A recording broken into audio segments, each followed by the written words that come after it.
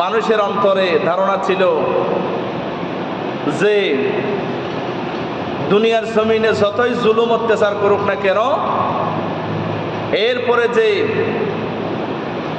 এই ক্ষমতা বলেন, পদের লোভ বলেন, লোভ লালসা বলেন, এই বিষয়টি যে চিরস্থায়ী নয়, আল্লাহ তাআলা যে অবিনশ্বর, আল্লাহ তাআলা যে একজন আছেন সেইটার প্রমাণ। এবং 5ই আগস্টের পরে সমগ্র বাংলাদেশের মুসলমান ধর্ম বর্ণ নির্বিশেষে সমস্ত মানুষের মনে সৃষ্টিকর্তার প্রতি তাওয়াক্কুল, আল্লাহ পাকের প্রতি ভরসা আরো বৃদ্ধি হয়েছে, আলহামদুলিল্লাহ। কারণ মানুষেরা মনে করত এই স্বৈরাচারী অপশক্তি এই বাংলাদেশের বুক থেকে যাবে না, চিরদিন থাকবে। এই ধারণা মানুষের মনের মধ্যে ছিল, এবং মানুষের মনটা ছিল কুণ্ঠাসা, হীনমন্যতায় ভুগেছিল বিগত প্রায় 16টি বছর। মানুষেরা মনে করত যে আল্লাহ যে একজন আছে, মনে হয় নাউজুবিল্লাহ আল্লাহ তাআলা আমাদেরকে ভুলে গেছেন, কেন আল্লাহ তাআলা আমাদের দোয়া কবুল করেন না? অথচ আল্লাহ পাকের কাছে আল্লাহ পাক মানুষকে ইমানি পরীক্ষা করেন, মানুষের ধৈর্যের পরীক্ষা করেন, মানুষের কাছ থেকে আল্লাহ পাক যেটা চান। আল্লাহ পাক বলেন, আমি মুমিনদের জান এবং মাল কিনে নিয়েছি জান্নাতের বিনিময়ে। সুতরাং যারা জান্নাত পেতে চায়, এদের যদি জান্নাত প্রয়োজন হয়, তাহলে আমার রাস্তায় জান এবং মালকে কুরবানি দিতে হবে। অসংখ্য মানুষের কুরবানির বিনিময়ে, রক্তের বিনিময়ে অবশেষে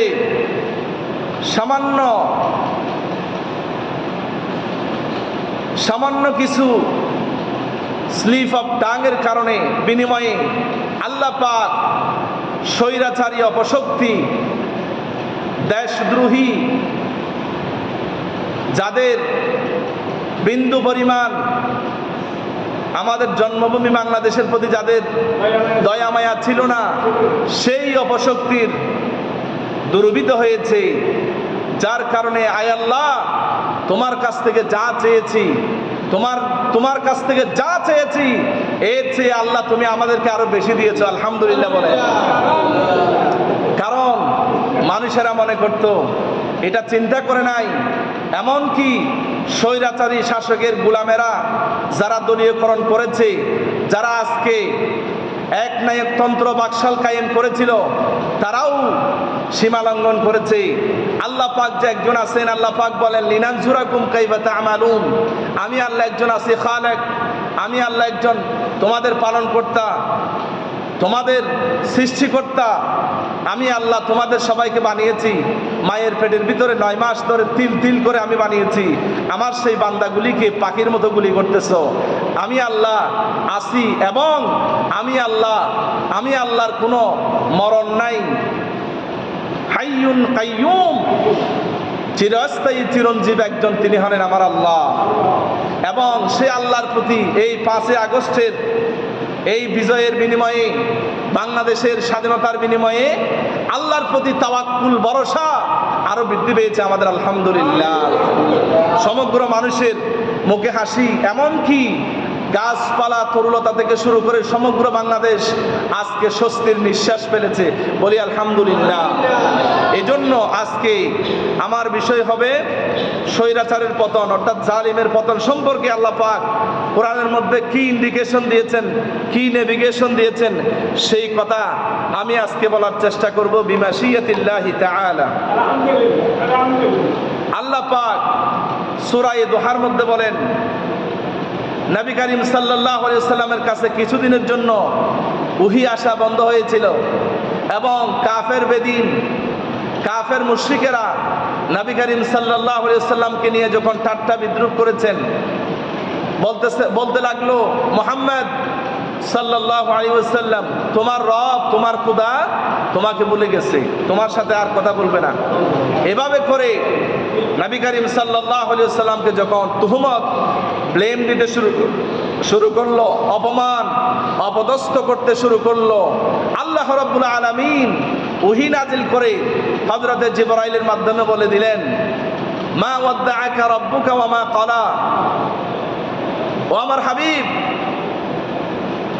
ও আল্লাহর হাবিব মুহাম্মদ রাসূলুল্লাহ সাল্লাল্লাহু আলাইহি ওয়াসাল্লাম, আপনাকে আল্লাহ পাক বলে যান নাই, আল্লাহ পাক আপনাকে বলে যান নাই, আল্লাহ পাক আপনার উপরে রাগান্বিত হন নাই। আল্লাহ পাক বলেন, আলাম ইয়াজিদিকা ইয়াতীমান ফাআওয়া। আল্লাহ বলেন, ও আমার হাবিব, আপনাকে আমি এতিম অবস্থায় পেয়েছি, আপনার দাদা দাদি নানা নানি বাবা মা এমনকি কলিজার টুকরা চাচা সেটাও ছিল না। আমি শুধুমাত্র আমি ছিলাম আপনার জন্য। সুতরাং ওয়াজাদাকা দাল্লান ফাহাদা, আমি আপনাকে পথহারা পেয়েছি, পথের দিশা দিয়ে দিয়েছি। আল্লাহ পাক বলেন, ওয়ালা সাউফা ইউতিকা রাব্বুকা ফাতারদা, আমি অচিরেই আপনাকে এমন কিছু দেব আপনি ফাতারদা, আপনি আমার উপর রাজি খুশি হয়ে যাবেন। আলহামদুলিল্লাহ, আলহামদুলিল্লাহ। সুতরাং মানুষেরা আল্লাহর প্রতি আপসেট হয়ে যায়, আল্লাহর প্রতি আস্থা বিশ্বাস হারিয়ে ফেলে। অথচ আল্লাহ বলেন, বান্দা তোমরা সবাই আলাম ইয়ালাম বিআন্নাল্লাহ ইয়ারা, আমার বান্দারা কি জানে না যে আমি আল্লাহ তাদেরকে দেখতেছি। আলহামদুলিল্লাহ, আলহামদুলিল্লাহ। সুতরাং এই বাংলার জমিনে শুধু এই সামান্য বাংলাদেশ গোটা মানচিত্রের তুলনায়, গোটা মানচিত্রের মধ্যে সামান্য একটি দেশ, মার্বেলের সমান বাংলাদেশ, একটা মার্বেল। গোটা পৃথিবীর তুলনায় এই পৃথিবীটা একটা মার্বেল, এই মার্বেলের ভিতরে একটা বাংলাদেশ আছে।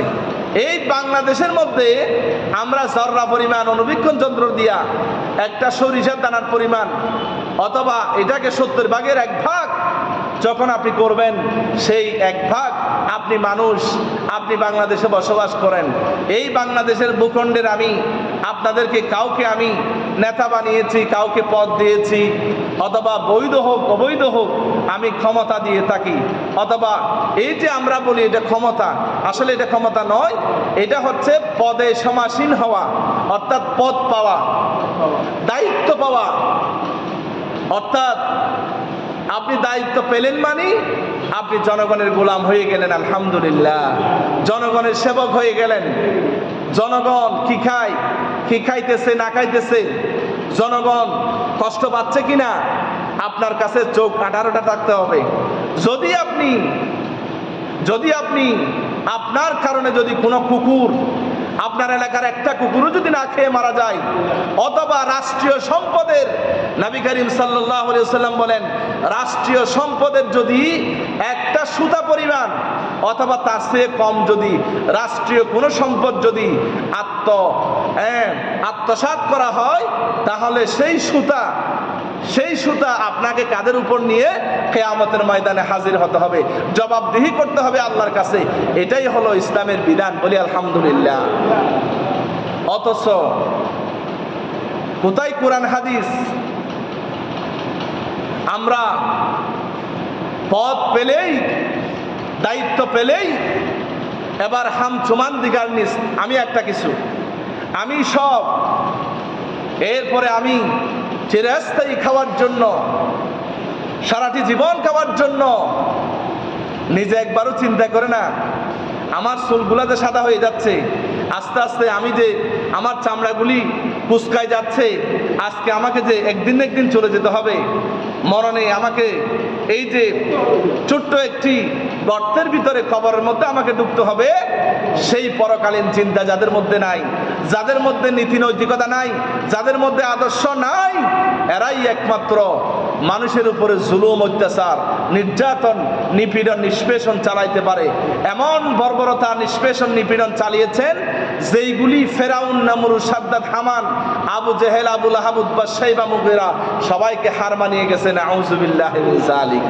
আপনারা দেখেছেন আল্লাহর ঘরের মেহমান বিন্দু। সুতরাং আল্লাহ রাব্বুল আলামিন সেই পদ সম্পর্কে, দায়িত্ব সম্পর্কে, দেশের প্রধান সম্পর্কে এবং রাষ্ট্র ক্ষমতা পাওয়া সম্পর্কে, রাষ্ট্র ক্ষমতা ছিনাই নেওয়া সম্পর্কে আল্লাহ রাব্বুল আলামিন সূরা আলে ইমরানের ২৬ নম্বর আয়াতে বলেন, আল্লাহ রাব্বুল আলামিন বলেন, কুলিল্লাহুম্মা মালিকাল মুলক।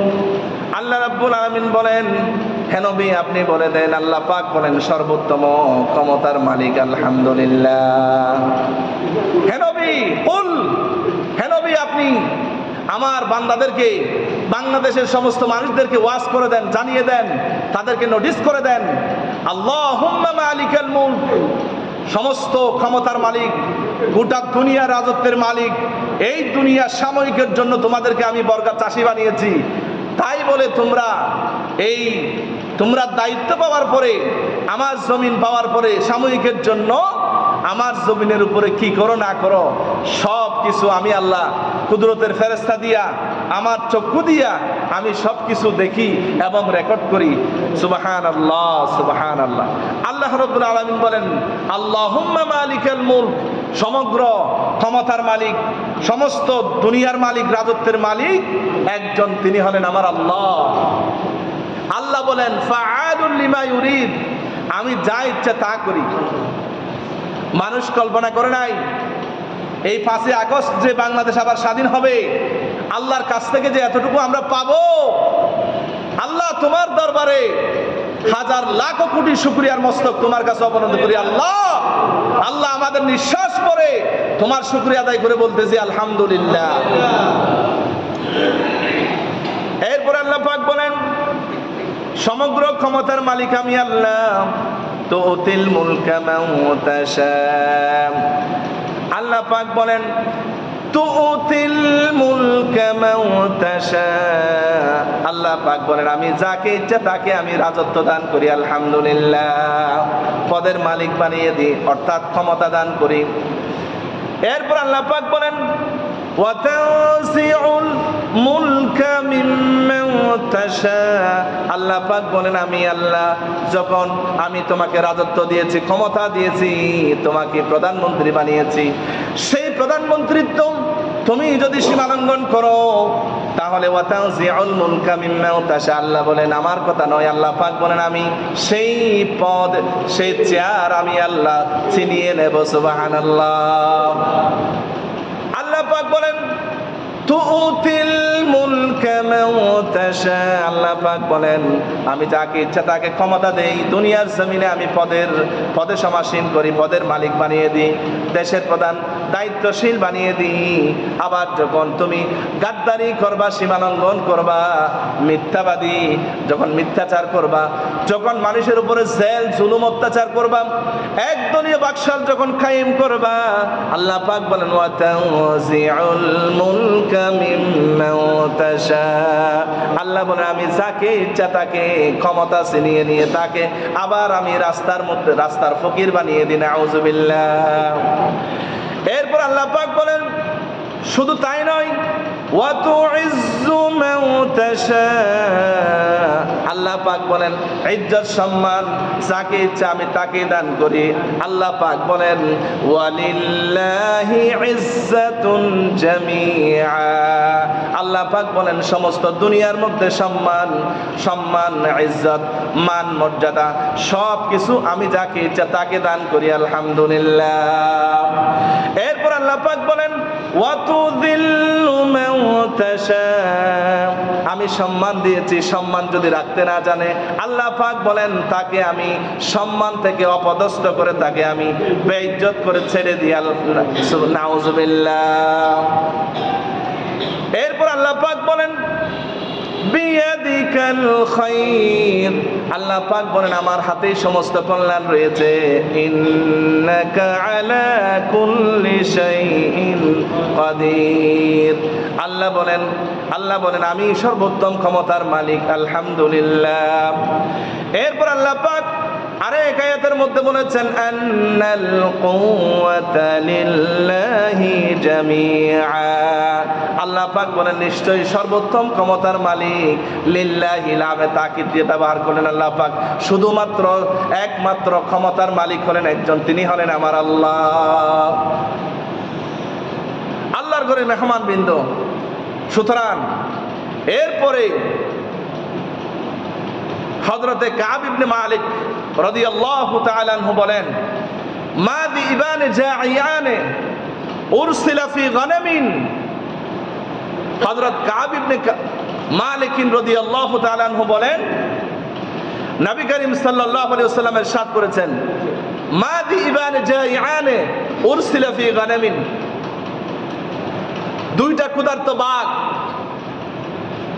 যদি ছাগলের পালের মধ্যে যদি পাঠানো হয়, উরসিলা ফি গনামিন, ছাগলের মধ্যে যদি ছেড়ে দেওয়া হয়, পাঠিয়ে দেওয়া হয়, আফসাদালাহা মিন হারসিল মারই আলাল মালি, ওই ক্ষুধার্ত দুইটা বাঘ ছাগলদেরকে পেয়ে যে অবস্থা করবে, তারা যারা ধনলোভী, সম্পদ লোভী, পদের লোভী, যারা সম্পদের লোভ লালসা বেশি, যারা ক্ষমতার লিপ্সা বেশি, তারা ওই যে দুইটা ক্ষুধার্ত বাঘ যেরকম করবে, যাদের মধ্যে সম্পদের লোভ এরপরে ক্ষমতার লোভ থাকবে, তারা জনগণের উপরে সেইভাবে এবং দিনের উপরে ওয়াশরাফিলি দীনিহি মিন হারসিল মারই আলাল মাল, মানুষের সম্পদের উপরে, রাষ্ট্রীয় সম্পদের উপরে, এরপরে মানুষের উপরে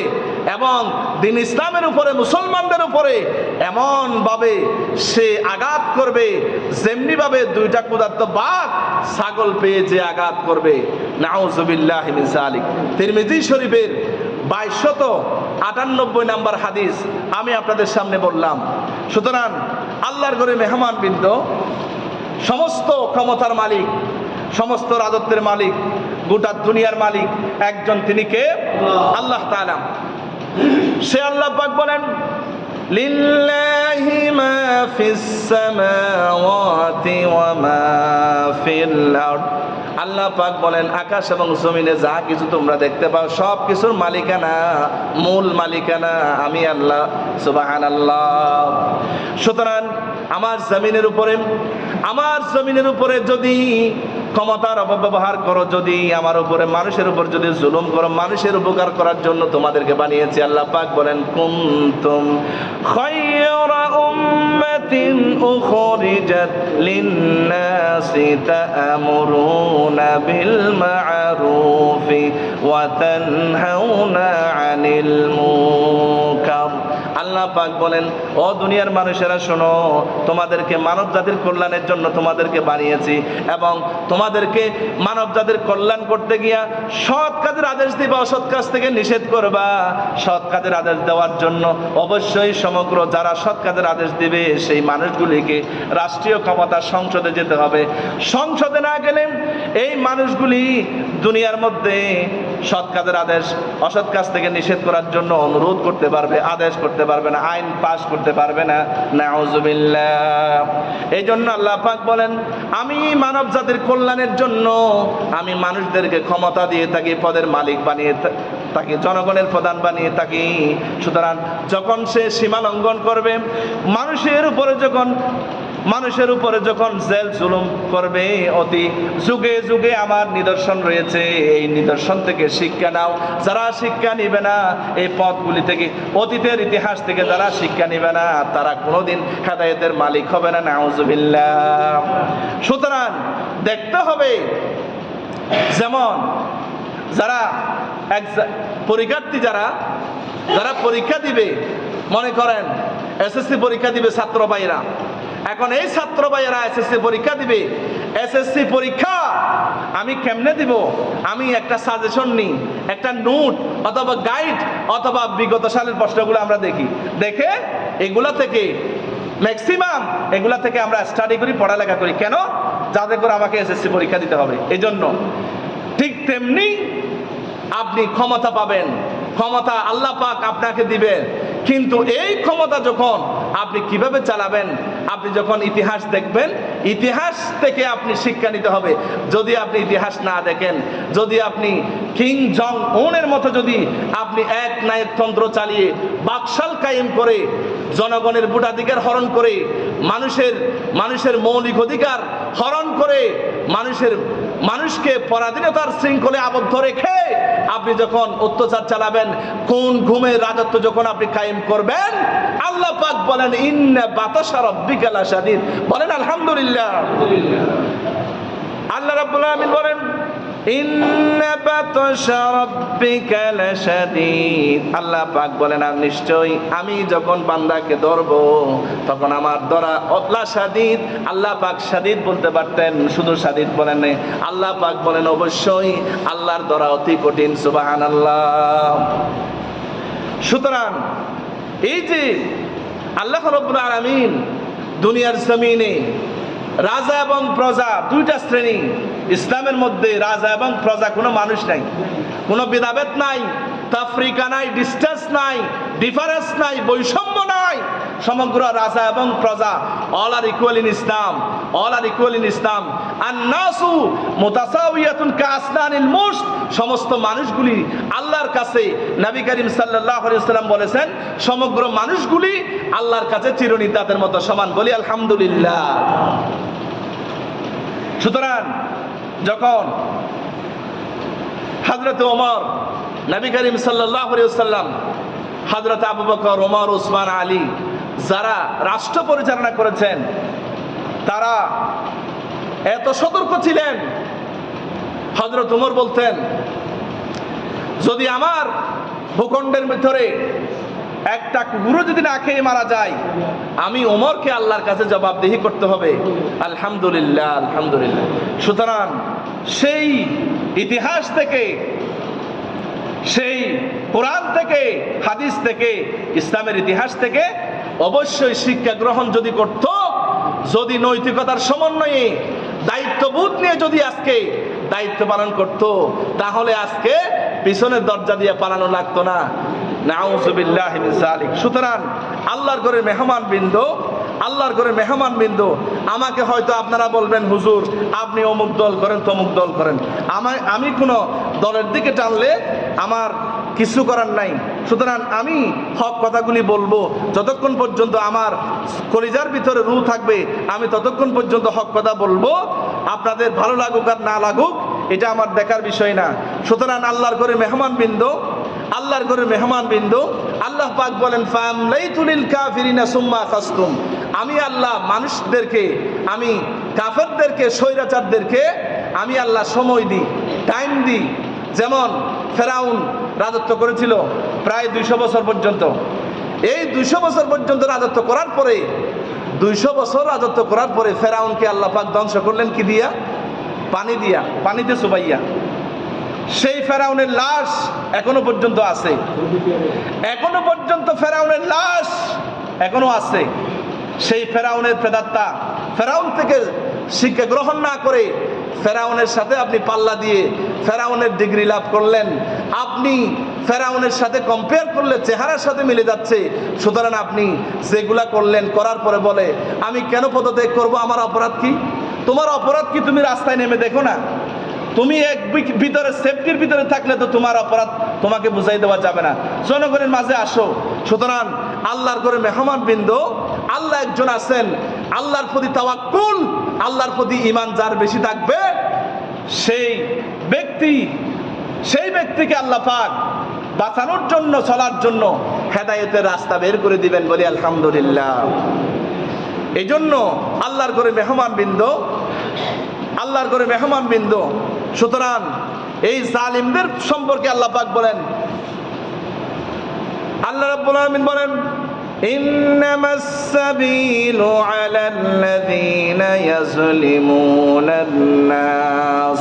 আল্লাহ পাক সূরা শুআরার 42 নম্বর আয়াতের মধ্যে বলেন, যারা মানুষের উপর জুলুম করবে, আল্লাহ পাক বলেন ইয়াজলিমুনান নাস, এখানে মুসলমান বলেন নাই, জাতি ধর্ম বর্ণ নির্বিশেষে সমগ্র মানুষ বাংলাদেশে যারা বসবাস করে, হিন্দু বৌদ্ধ খ্রিস্টান ধোপা নাপিত তেলি মুসি, যাদের নাম মানুষ, সমস্ত মানুষ হলো আমার ভাই, তাদের নিরাপত্তার পাহারা দিতে হবে। ওইদিকে স্বৈরাচারী শাসক ভারতে গিয়ে বলতেছে সংখ্যালঘুদের ওখানে সংখ্যায় আছে, তারা নিরাপত্তাহীনতায় ভুগতেছে, এই কথা ওখানে গিয়ে যখন তুহমত দিচ্ছে, অপবাদ দিচ্ছে।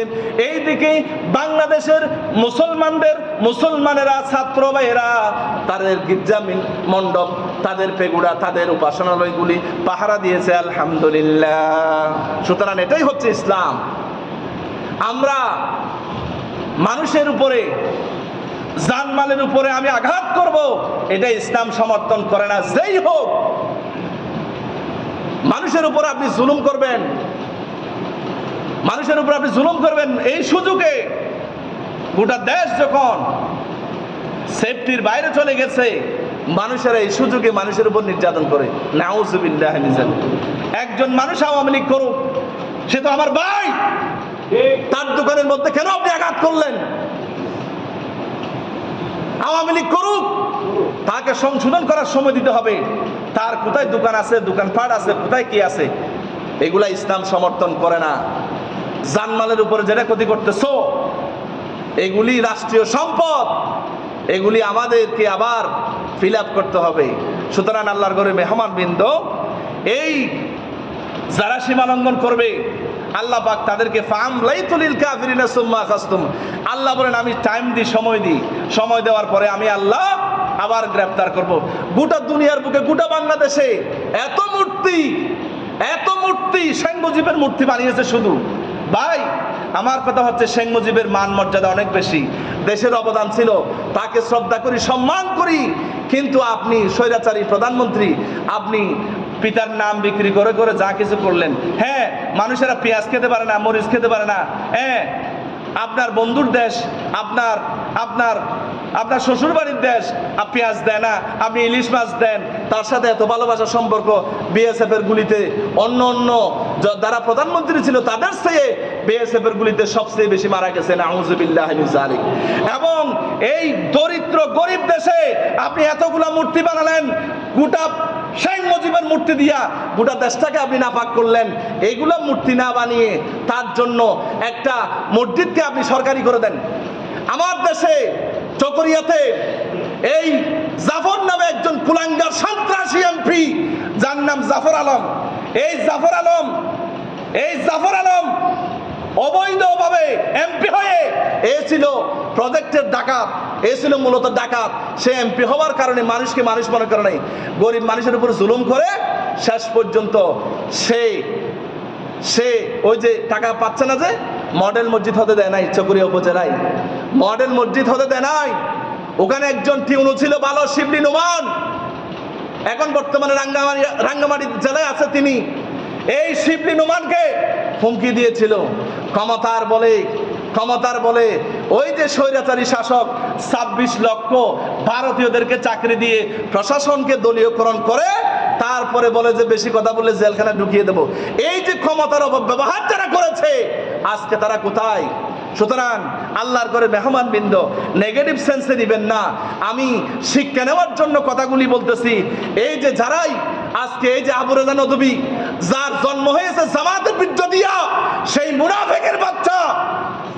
মুনাফেকের বাচ্চা মানুষদের উপরে ওই যে চুনতি মাহফিলের মধ্যে সে দলীয়করণ করে মানুষদেরকে গালি দিয়েছে। অনেক বড় আলেম তিনি, আমার উস্তাদ তিনি মানুষদেরকে গালি দিয়েছে। ভাই আপনি কোথায়? তখন আপনি কোথায়?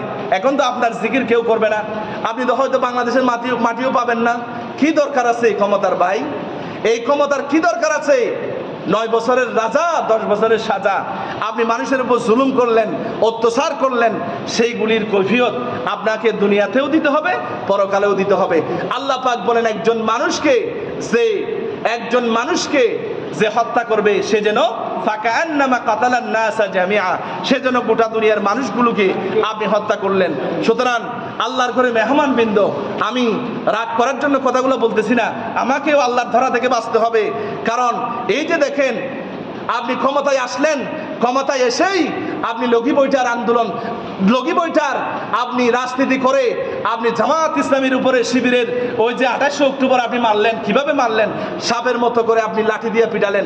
যার যা কিছু আছে লগি বৈঠার আপনি আদেশ দিয়ে দিলেন, আপনি ছাত্রদেরকে দিয়ে মারলেন। এগুলি আল্লাহর কাছে রেকর্ড আছে, সব কিছু রেকর্ড আছে। আপনি এইভাবে মারলেন যে ছাত্রগুলি শিবিরের একটা ছাত্র, আপনি যদি সাথে হতে চান, একটা শিবির সে কোনোদিন ক্লাস 5-এর মেয়ে পড়াই না, একটা শিবিরের সাথে হতে গেলে তাকে অনেকগুলি বই পড়তে হয়, কোরআনের তাফসীর পড়তে হয়, সে 5 ওয়াক্ত নামাজ পড়ে মানুষদেরকে হক কথা বলে, তার ভিতরে আত্মমর্যাদার সৃষ্টি হয়। সেই মানুষগুলিকে আপনি পিটিয়ে মারলেন। এরপরে আপনি 57 জন সেনা অফিসারকে মারলেন। এভাবে যেই সেনা অফিসারগুলি আপনার অনুকূল ছিল না, সেই সেনাগুলিকে আপনি মারলেন।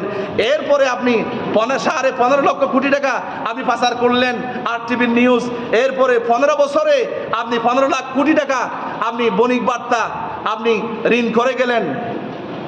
15 লাখ কোটি টাকা আপনি ঋণ করে গেছেন। আপনি উন্নয়নের উদাহরণ দেখান। এই যে পদ্মা সেতু, যমুনা সেতু, আপনি যতটুকু উন্নয়ন করেছেন তার চেয়ে ট্রিপল ডাবল আপনি এই দেশের জনগণের টাকা আত্মসাৎ করে আপনি দেশ থেকে পালিয়েছেন। এরপরে আপনি বিচার ব্যবস্থাকে আপনি পরাধীন করেছেন। যে কথা বলবে, হক কথা বলবে, তাকে আপনি গ্রেপ্তার করবেন। এরপরে আপনি সবাইকে জিম্মি করে রাখলেন। গুম এবং খুনের আপনি আদেশ দিলেন, গুমের রাজনীতি করলেন। কেমন গুম? আয়নাঘর নামে আপনারা দেখতেছেন, একজন মানুষ গোলাম আজমের ছেলে আমান আজমি, বাংলাদেশের অহংকার, এরকম একটা ছেলে তো আপনি জন্ম দিতে পারেন নাই। আপনি এরকম একটা ছেলে যদি জন্ম দিতে পারেন নাই, ব্যারিস্টার আরমানকে আপনি গুম করলেন, ইলিয়াস আলীকে গুম করলেন। এদের অপরাধ কি? এদের অপরাধ কি? হ্যাঁ, এদেরকে আপনি ঠিক আছে প্রতিহিংসা রাজনৈতিক পলিটিক্যালি মোটিভেশন আপনার থাকতে পারে, তাই বলে আপনি তাকে দৃশ্যমানভাবে সাজা দেন। তাকে আপনি ওই যে পতেঙ্গা নদীতে গিয়ে ব্রাশ ফায়ার করে আপনি হত্যা করে ফেলবেন। তারপরে আপনি তাকে আয়না করে নিয়ে জীবন্ত মানুষটাকে তিলে তিলে আপনি শেষ করবেন। এরপরে আপনি শিক্ষা ব্যবস্থাকে ধ্বংস করলেন। এই যে ব্যারিস্টার নৌফল যে কথাগুলো বলেছিল মৌলবাদীদেরকে, এই যে এইভাবে তিরস্কার করে আলেম উলামাকে আপনি কথা বললেন। এরপরে যারাই যত অবৈধ ক্ষমতা পেয়ে যারা আলেম উলামাকে ইসলাম বিদ্বেষী কথাগুলো বলেছে, আল্লাহ পাক বলেন আমি ইন্তেকাম পাঠিয়েছি, তাদেরকে আমি এই বাংলার জমিন থেকে তাদেরকে দুরিশাত করে দেবো। বলেন নাউজুবিল্লাহি মিন যালিক। সুতরাং আল্লাহর ঘরে মেহমানবৃন্দ, আমায় এই যে শিক্ষা ব্যবস্থা এতগুলি ছাত্র আপনি মারলেন। এই ছাত্রগুলি আপনার এই যে লাশ পাওয়া যাচ্ছে আইডি কার্ড সহ, এগুলো আমার দেশের সন্তান, আমার আপনার সন্তান।